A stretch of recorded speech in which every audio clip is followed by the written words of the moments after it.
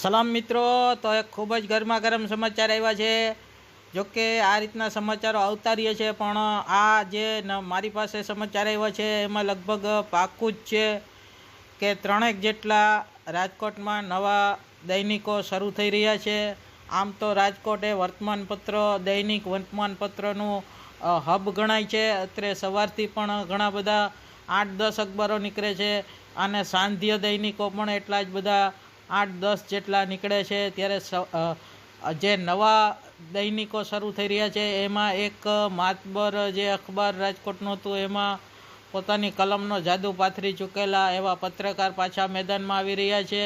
એ સિવાય એક સાહિત્યના જાણકાર અને સાહિત્યના શોખીન એવા પત્રકાર છે, એ પણ પોતે અલગ રીતે પોતાનું દૈનિક શરૂ કરી રહ્યા છે. તો એક બીજા ધાર્મિક એવા ઓળખ ધરાવતા એવા પણ કાર્યકર છે જૂની પેઢીના, જેઓ પણ પોતે દૈનિક પોતાનું શરૂ કરવા જઈ રહ્યા છે એવા સમાચારો છે. તો આપણે તમામને અત્યારથી જ શુભેચ્છા.